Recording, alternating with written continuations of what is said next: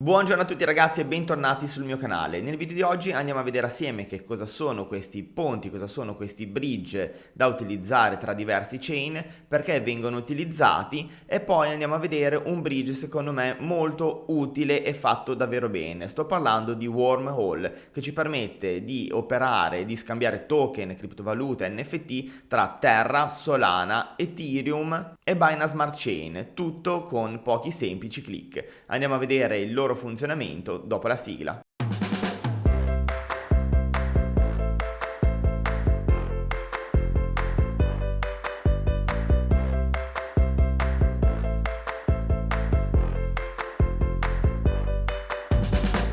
Prima di mostrarvi in pochi minuti che cos'è Wormhole, andiamo a vedere che cosa sono questi bridge. Questi bridge o ponti sono delle connessioni che permettono il trasferimento di risorse che siano token, criptovalute, NFT o altri dati da una catena all'altra, da una chain ad un'altra, e ci permettono così di andare ad interagire con diverse applicazioni decentralizzate appartenenti a diversi network. Voi direte: perché bisogna usare questo ponte? Perché non possiamo scambiare automaticamente i nostri token, le nostre criptovalute, i nostri asset? Perché, come ben sapete, o se non lo sapete lo scoprite adesso, tutti i token, tutte le criptovalute hanno una chain d'appartenenza, una chain di nascita. Ad esempio ci sono i token, le criptovalute o i token non fungibili creati sulla rete di Ethereum, ci sono quelli creati sulla rete di Solana, quelli creati sulla rete di Terra, quelli creati sulla rete della Binance Smart Chain, EcoChain e così via. Queste reti sono ovviamente tutti dissociate tra di loro e questi ponti servono appositamente per riuscire a spostare da una mamma all'altra, quindi da una chain di partenza a un'altra, senza troppe difficoltà. Possiamo voler spostare un token o una criptovaluta da una chain all'altra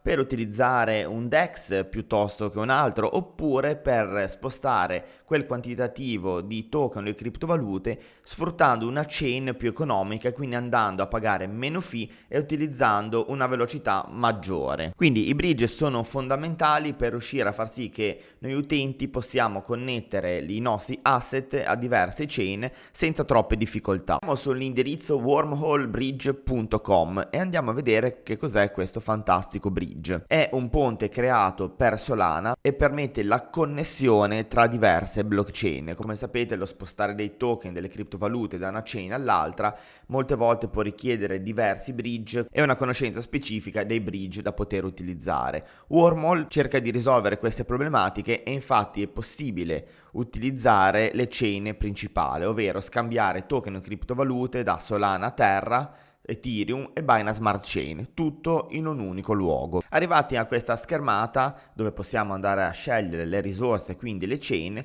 possiamo andare a connettere i nostri wallet e in automatico le criptovalute e i token detenuti verranno riconosciuti. Ad esempio, vogliamo selezionare Terra come chain, andiamo a fare Connetti Wallet e in automatico si connetterà a Terra Station, sia come risorsa web che come estensione. Perché ce l'ho come estensione, vedete che mi va a riconoscere in automatico Phantom e gli posso dare l'approvazione.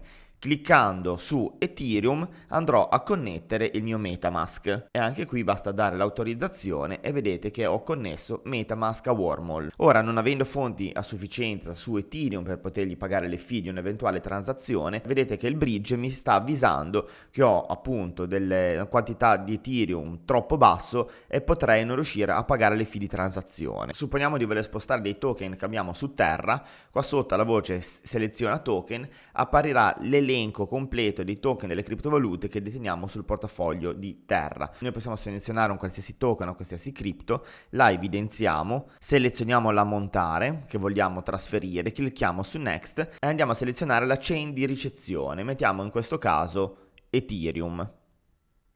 Vedete che qua vi fa una specie di riassunto, bridge token Luna, e va sulla chain di Ethereum.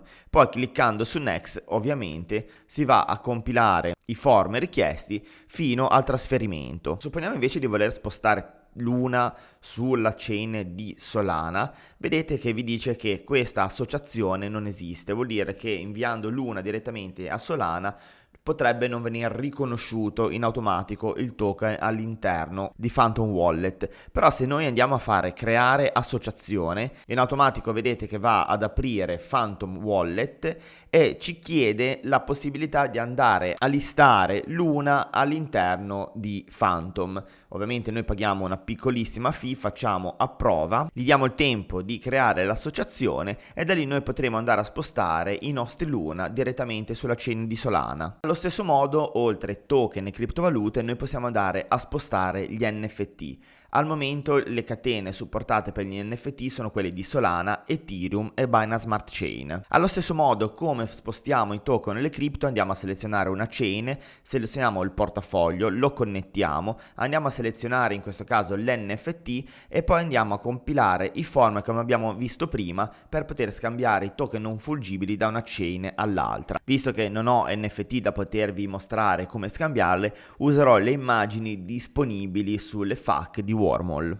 Voglio ricordare che prima di utilizzare dei bridge dovete aver installato sul computer oppure tramite estensione o se è compatibile un Ledger o qualsiasi altro wallet compatibili con le chain di riferimento. Quindi per Solana dovete utilizzare un suo wallet, Ethereum un suo wallet come ad esempio Metamask, per la Binance Smart Chain potete usare sempre Metamask settato per la Binance Smart Chain e così via. Vi lascerò a fine di questo contenuto comunque alcuni video che vi permettono di settare Metamask su diverse chain. Un'altra cosa che voglio ricordarvi è che tutti questi spostamenti hanno bisogno delle fee. Quindi bisogna pagare del gas per le transazioni e ogni chain utilizza la sua criptovaluta di riferimento come gas fee. Quindi su Solana utilizzeremo una piccola quantità di Sol per pagare le fee, su Ethereum useremo Ethereum, su Binance Smart Chain useremo BNB. E prima di fare qualsiasi operazione bisogna controllare ed avere abbastanza fondi per poter pagare queste transazioni, se no le transazioni non verranno eseguite. Bene, siamo arrivati anche per oggi alla fine del nostro consueto appuntamento. Spero che abbiate trovato questo video utile e di facile comprensione. Vi ringrazio come al solito per tutto quello che fate per me, per ogni visualizzazione, per ogni commento e per ogni utente che si iscrive al canale e si unisce anche alla nostra community Telegram. Vi rinnovo per l'appunto l'invito ad iscrivervi al canale ed unirvi alla nostra community per fare due chiacchiere insieme a noi e se avete voglia di seguirci anche su altri social. Vi ringrazio per l'attenzione, ci vediamo domani. Ciao a tutti!